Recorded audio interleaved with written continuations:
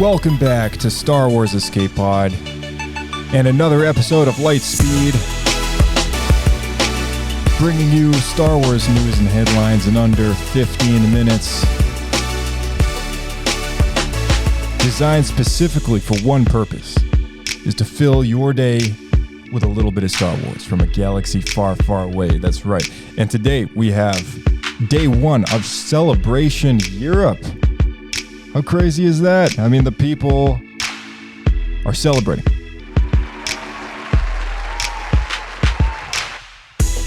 And it's super exciting because we've got a ton of Star Wars news opening up this weekend, day after day.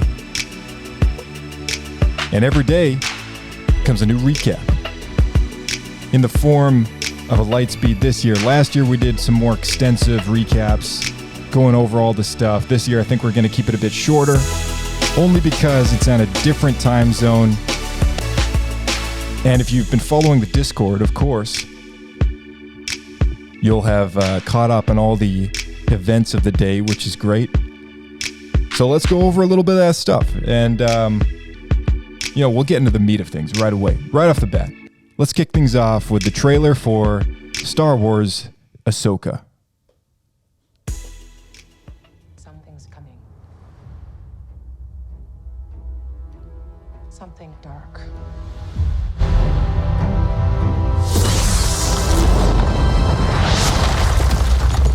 I sense it.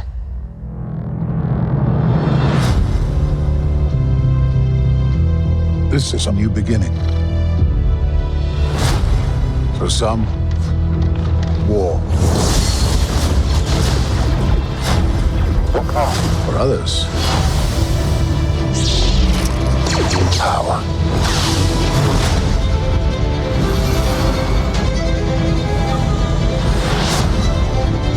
It's been a while. Things have changed. I started hearing whispers about Thrawn's return as heir to the Empire.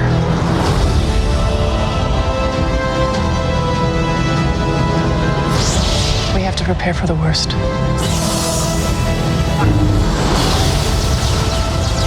The Jedi fell a long time ago. There aren't many left.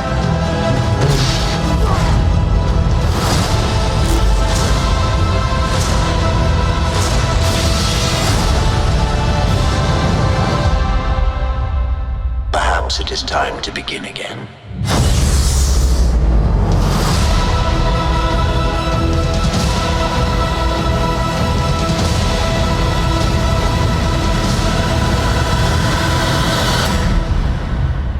All right, Ahsoka comes to Disney Plus this year in August, and a lot of people looking forward to that, especially me.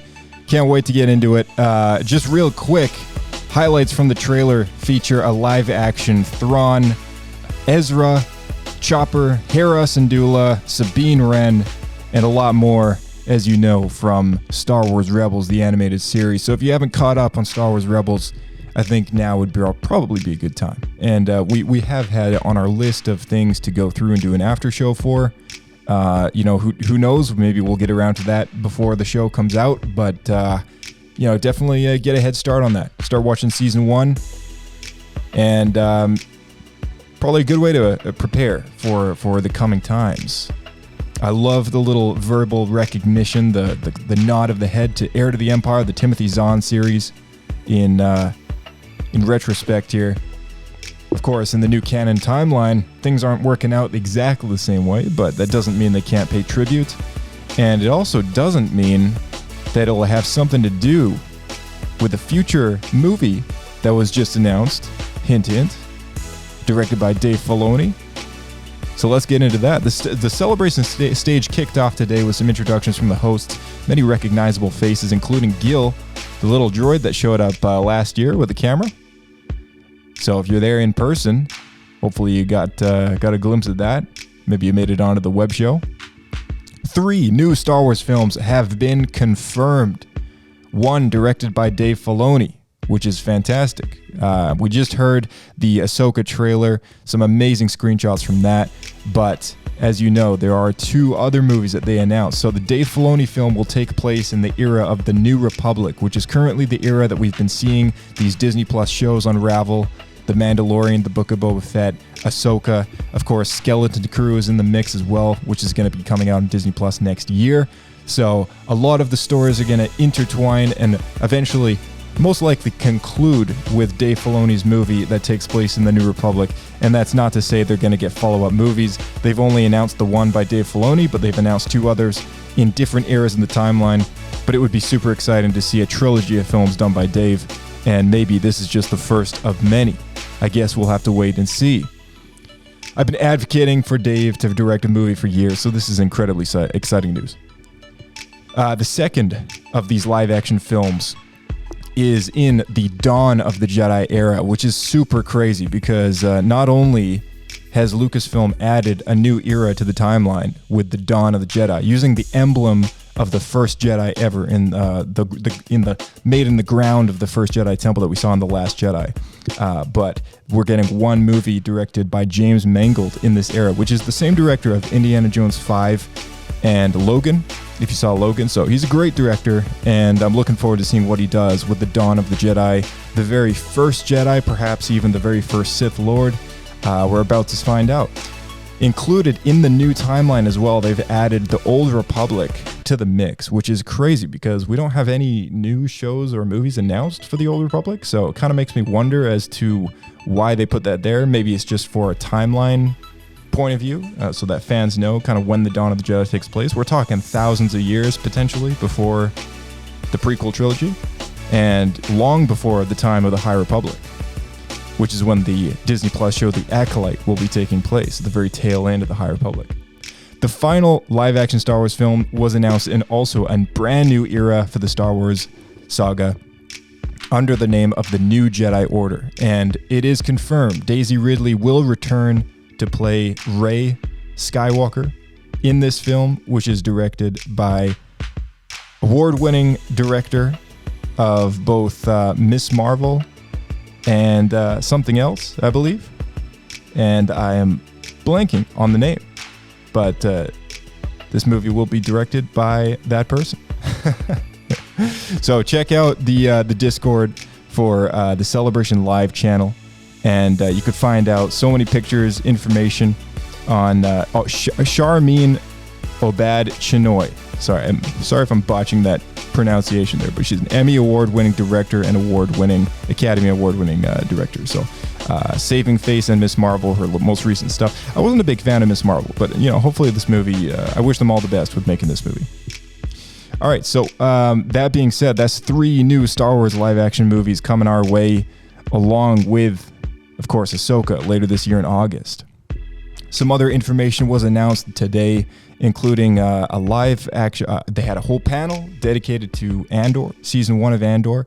They gave a small update on season 2. Season 2 is filming, well underway, and it will take place after a little bit of time since season 1 has ended, and will start 4 years before Rogue One and spaciously take up those 4 years leading right into Rogue One in the final episode. They're going to overlap and kind of segue right into that movie, which is awesome because I think a lot of people wanted that to happen. I don't know, maybe we're getting another 12 episode season, maybe we're getting 16, maybe it's going to be even shorter, who knows.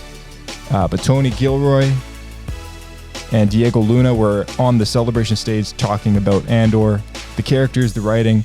Lots of praise given to the costume department. I know we've talked extensively about Andor with the after show series that we did, and the costumes were 100%. They nailed it. They nailed the costumes, and it was great. It was great. So, very much looking forward to season 2.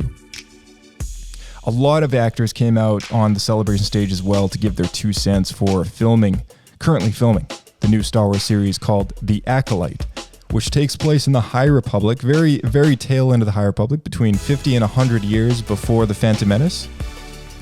And it'll be the first live-action show in the High Republic era.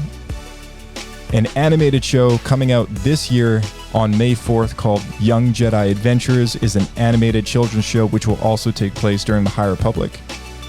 But the High Republic era has been primarily foundationally built on a lot of the comics, novels, audiobooks. They've done 2 phases of the High Republic so far. They're currently on phase 2, which is a prequel phase to the phase 1 stories. And there will be a phase 3 starting up next year.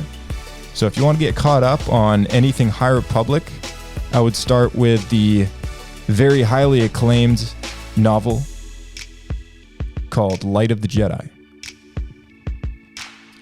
So, among other things, we had guests not only from the Acolyte and Andor, but they featured, of course, James Mangold and Phoebe Waller-Bridge to talk about Indiana Jones and the Dial of Destiny, which also saw the launch.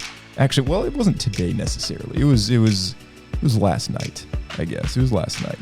But it looks amazing. Looks amazing. James Mangold not only confirmed that the first 25 minutes he was attempting to channel his inner Steven Spielberg, but led me to believe that what that means is most likely the first 25 minutes could be flashback. I know in the trailer we've seen a crazy ton of footage of an awesome action sequence that's featuring a young Indiana Jones, a de-aged Harrison Ford. So perhaps what he's saying there is the first 25 minutes could be 100% flashback. That would be crazy. That'd be super cool. But let's take a listen and check this trailer out for Indiana Jones and the Dial of Destiny.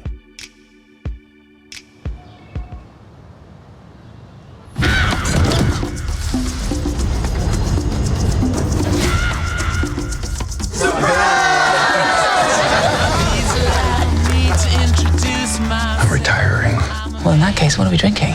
Same for the goddaughter. Dad told me you found something on a train during the war. A dial that could change the course of history. Why are you chasing the thing that drove your father crazy? Don't move. We need to get out of here. Stop! Sorry. Helena! Dr. Jones, get him.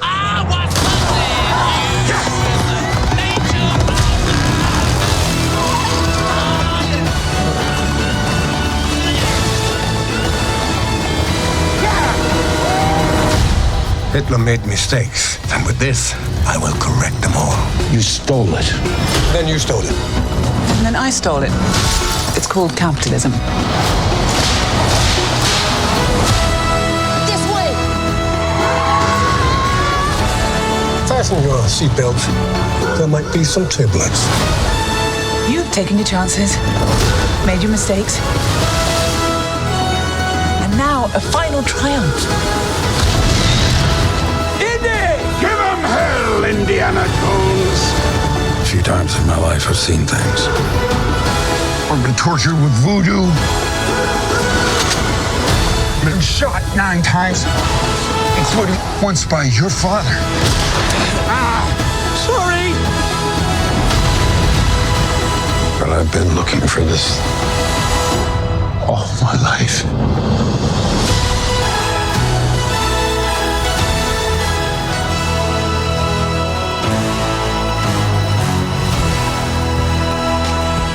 All right, so Disney confirmed that this will be the last film with Harrison Ford in the franchise, and it's also speculated / rumored / sort of confirmed that they will not be continuing the series after this movie is done.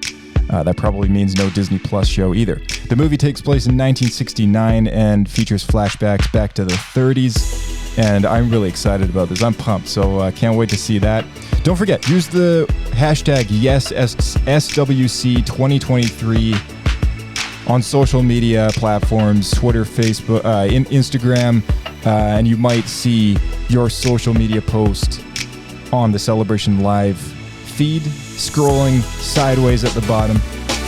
So make sure you check that out. If you're watching the live stream, maybe you care, maybe you don't. But use the hashtag YesSWC2023. And you might actually get your post up and running. The final thing is, of course, we had Mandalorian Season 3 actors and directors come out on stage, Carl Weathers, Katie Sackhoff, and more. And Emily Swallow and Giancarlo Esposito, and all that they had to say among praise for the fans and for the show and the writers and everything else, Dave and John. They did say there's only a few episodes left. Of course, we're looking at a number of 2 or 3, and in an 8-episode season, and naturally with 2 episodes left, there's a lot that needs to happen. And thankfully, they've confirmed a lot will happen. So stay tuned for this upcoming Wednesday for our after show, and for the second last episode of season 3 of The Mandalorian. Very exciting stuff. Make sure you tune into the Discord. Check out the link in the description below. All the relevant links are in the description of this podcast episode. And of course, the celebration section of the server is going to fill you in on everything you need to know with live transcribes of the live streams happening every day and more relevant info. You can check out the Star Wars Ahsoka poster for yourself right in there. Get involved with the RSS feeds, keeps you up to date this whole weekend, and we're happy to do it. All right, once again, I think this is the first Lightspeed episode that we're actually going over 15 minutes. My goodness. We've broken a record, people. All right, that's it for today, folks, and we will catch you in tomorrow's recap of Star Wars Celebration 2023, Day 2. May the Force be with you.